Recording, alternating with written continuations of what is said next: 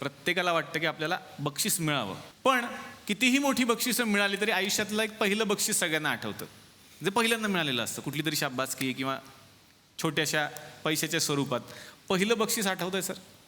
हो, पहिलं बक्षीस मला वक्तृत्व स्पर्धेबद्दल मिळालं होतं. वा. मी तिसरीत होतो तेव्हा, हां. आणि विषय होता की उत्स्फूर्त बोलायचं. तर मुळात तिसरीमध्ये होतो, त्यामुळे उत्स्फूर्त या शब्दाचा अर्थ कळायला 1-2 मिनिटं गेली. मग नंतर कळलं काय आहे ते. म्हटलं मला नाही जमणार. मग त्यांनी चिठ्ठीतला विषय दिला, तो काहीतरी वेगळाच होता. म्हटलं मला नाही जमणार. बरं, मी पहिलाच होतो. मी पपलं नको नको म्हणतोय. त्यांना म्हटलं असं कसं? बरं, मग तुला पाहिजे त्या विषयावर बोल. म्हटलं माझा नावडता विषय, याच्यावर मी बोलेन. आणि शक्यतो सगळ्यांचा आपला नावडता विषय काय असतो तुम्हाला माहिती आहे? गणित. तर म्हटलं गणित मला आवडत नाही. त्याचं कारण ते हौदाला भोग पडलेलं गणित असतं. तर ते पाणी भरत राहतात, त्यापेक्षा कोणीतरी येऊन तो रिपेअर का करत नाही हौद? वा वा. असे प्रश्न पडतात मला, म्हणून ते मला आवडत नाही. असं मी बोललो विनोदी, असं थोडंसं विनोदी, म्हणजे मीच हसत होतो, त्यामुळे मला ते विनोदी वाटत होतं. आणि मग मला त्याचं बक्षीस मिळालं. त्यानंतर पुढे 3 वर्ष मला सांगितलं तर खोटं वाटेल, मी सांगितलेल्या बऱ्याच गोष्टी लोकांना खोट्या वाटतात, पण त्या खऱ्या असतात. मला गाण्याबद्दल 3 वर्ष बक्षीस मिळालं होतं, संगीताबद्दल. पुढे मी गाणं थांबवून संगीतावरती उपकार केले, भारतीय संगीतावरती. आता येणार आहे स्वातीताई तुमच्याकडे. तुमच्या लक्षात आहे तो प्रसंग जेव्हा पहिलं बक्षीस मिळालं होतं? हो, लक्षात आहे माझ्या. मी शाळेच्या सगळ्या माझ्या आयुष्यात कधीही नाटकातनं काम केलं नाही. मी अत्यंत अशी घाबरट मुलगी होते, जी कुणाची बोलायची नाही. काम करायला आवडतं असं मला वाटायचं, पण मी कधी डेअरिंग नव्हतं केलं. आणि कॉलेजमध्ये जेव्हा रुईया कॉलेजमध्ये मी ॲडमिशन घेतली आणि पहिली एकांकिका स्पर्धा होती, तेव्हा मुली फार कमी आल्याने 3 पात्रांची एकांकिका होती, पिदी नावाची. ती एकच मुलगी होती. आणि त्या पिदीमध्ये काम केल्यावर INTचं पहिलं बक्षीस मला मिळालं होतं, बेस्ट ॲक्ट्रेसचं. वा. संपदाताई, तुमच्या आयुष्यातलं पहिलं बक्षीस? पहिलं बक्षीस अपलम चपलम डान्स केला होता मी. हो हो. आणि गणेशोत्सवातली स्पर्धा होती, आणि नाव दिलं होतं कोणीतरी, आणि नाचायचं मला असं म्हणून मी डान्स केला होता, आणि पहिलं बक्षीस मिळालं की. वा वा. मी पण गेलो होतो अपलम चपलम वरती, मला खूप चपला मिळाल्या होत्या. तर थुकरटवाडीचा हा मंच मनोरंजनासाठी जितका म्हणून लोकप्रिय झालेला आहे, तितकाच लोकप्रिय आहे इथल्या पत्रांसाठी, तितकाच लोकप्रिय आहे इथे मांडल्या जाणाऱ्या विषयांसाठी. याच भागामध्ये एक असे व्यक्ती आहेत जे वटवाघळांवर अभ्यास करत आहेत. तुम्हाला सगळ्यांना विशेष वाटेल की नक्की वटवाघळांचं एवढं काय महत्त्व आहे. त्यांचं नाव आहे महेश गायकवाड, आणि बघूयात त्यांनी हा काय वेगळा अभ्यास केला. वटवाघूळ. आपल्याकडे सगळ्यात जास्त गैरसमज वटवाघळांच्या बाबतीत आहेत. खूप पाप केलेला माणूस पुढच्या जन्मी वटवाघूळ होतो आणि झाडाला लटकतो, असा आपल्याकडे उगाच एक गैरसमज आहे आणि अंधश्रद्धा आहे. पण हेच वटवाघूळ किती पुण्याचं काम करतं, पर्यावरण आणि शेतकरी यांच्यासाठी ते किती महत्त्वाचं आहे हे आपल्याला ठाऊकच नसतं. कारण वटवाघूळ दिसायला आकर्षक नसतं, म्हणून दुर्लक्ष करून करून वटवाघूळ आता नामशेष होण्याची भीती आहे. पण काही माणसं अशी असतात जी जगानं दुर्लक्ष केलेल्या गोष्टींकडे बारकाईनं लक्ष देतात, त्यांचं महत्त्व पटवून देण्यासाठी आयुष्य झोकून देतात. असेच एक अवलिया म्हणजेच बारामतीचे डॉक्टर महेश गायकवाड. वटवाघुळांवर त्यांनी 7.5 वर्ष संशोधन करून PhD मिळवली आहे. त्यांच्या मते वटवाघूळ रात्री पिकांवरचे कीटक खातात आणि पिकांची राखण करतात. आश्चर्य वाटेल, पण रडारचा शोध वटवाघळांच्या निरीक्षणातूनच लागला आहे. आज तंत्रज्ञान एवढं प्रगत आहे तरीही हवेत विमानांचे अपघात होतातच, पण रात्रीच्या अंधारात वेगात हवेत उडणाऱ्या वटवाघळांचा मात्र चुकूनही अपघात होत नाही. आणखीन एक आश्चर्याची गोष्ट म्हणजे सन 2012 साली अमेरिकेत दुष्काळ होता. त्याचं महत्त्वाचं कारण होतं वटवाघुळांची घटलेली संख्या.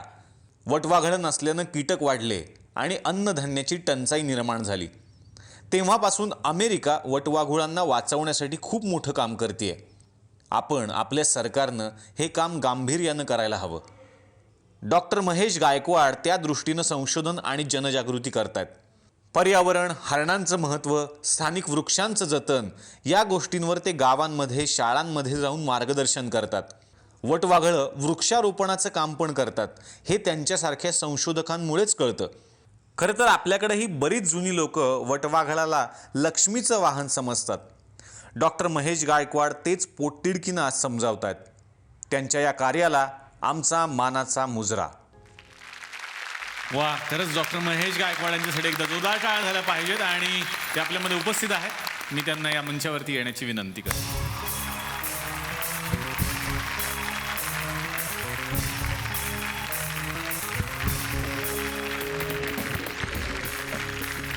खरं तर वटवाघळ हा खूप दुर्लक्षित विषय होता आणि त्याच्यावरती काम करणं मला सुरुवातीला थोडंसं अवघड गेलं.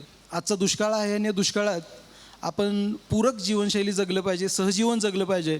आपण जर मुंग्यांचा अभ्यास केला तर मुंग्या दुष्काळात स्वतःच्या जे वारुळ असतं त्याच्यातलं अन्न काढून ते जे होल्स असतात त्याच्यावरती ठेवतात, जेणेकरून पक्ष्यांना ते अन्न मिळेल आणि त्या पक्ष्यांना अन्न मिळेल आणि त्याच्या बदल्यात ते पक्षी तिथं विष्ठा टाकतील आणि ती विष्ठा परत त्या मुंग्या त्यांच्या वारुळात घेऊन जातात. त्याच्यामुळे हे सहजीवन आपणही शिकलं पाहिजे. सगळ्या माणसांनी ठरवतो दुष्काळ काही क्षणात नाहीसा होईल, पण प्रत्येकाने ठरवणं गरजेचं आहे. आज जो मी इथं आहे त्याला दोनच कारणं आहेत. एक पहिलं कारण आहे वटवाघळ आणि दुसरं कारण आहे पवार कुटुंबीय. ज्या पवार कुटुंबाने मला आजपर्यंत खूप मोठी मोलाची मदतही केली, मार्गदर्शन केलं. आदरणीय इथं आहेत सुनेत्रा वहिनी पवार. वहिनींचं एक दुसरं काम सांगितलं तर सगळ्यांना नवल वाटेल. कुठेही महाराष्ट्रात किंवा मी म्हणेन भारतात अशी घटना नाही आहे. वन्यजीवांसाठी त्यांनी स्वतः एक टँकर घेतलेला आहे आणि गेली 4 वर्ष आम्ही 6 महिने प्रत्येक पाणवट्यावरती तो टँकर फिरवतो आणि 32 पाणवट्यावरती 6 महिने पाणी घालतो. त्याचा फायदा आम्ही ट्रॅप कॅमेऱ्यात त्याची रिडिंग्स घेतली तर त्याच्यात मुंगीपासून हरणांपर्यंत सगळे जीव तिथं पाणी प्यायला येतात आणि मला वाटतं आपली टीम जरूर येईल. एवढं पाणी आमच्या बारामतीत जुलैमध्ये असेल अशी आम्ही अपेक्षा करतो आणि आदरणीय वहिनींना मंचावरती बोलवावं. वा, क्या बात आहे. जोरदार टाळ्यांनी या मंचावरती आपण आमंत्रित करूया सौ सुनेत्रा वहिनी पवार यांना.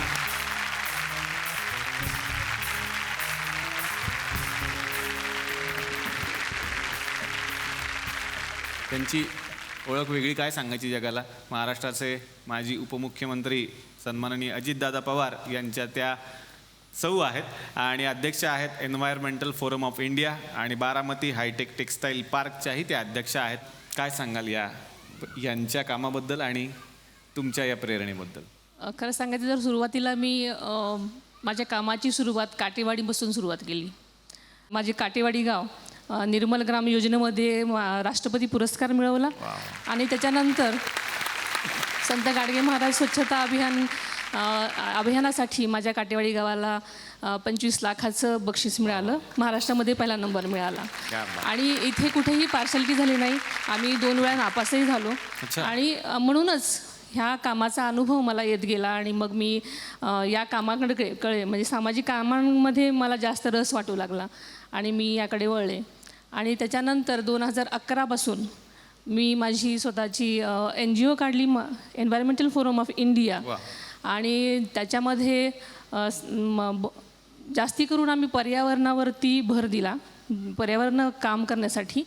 आणि टार्गेट ऑडियन्स होतं विद्यार्थी. डॉक्टर महेश गायकवाड माझ्याबरोबर सहकारी होते, त्यांचंही ह्याच्यामध्ये भरपूर योगदान आहे. माझी टीम आहे. आम्ही सगळ्यांनी मिळून मग हे आम्ही जवळजवळ 12 गावचं रुंदीकरण, खोलीकरण केलं आणि मागच्या पावसामध्ये याचा अनेक गावांना फायदा झाला. बरीच गावं टँकरमुक्त झाली आणि बऱ्याच गावांच्या वन्यजीवन, सगळी पाळीव प्राणी आणि सगळ्यांना पाणी मिळालं, हे खूप मोठं समाधान आहे.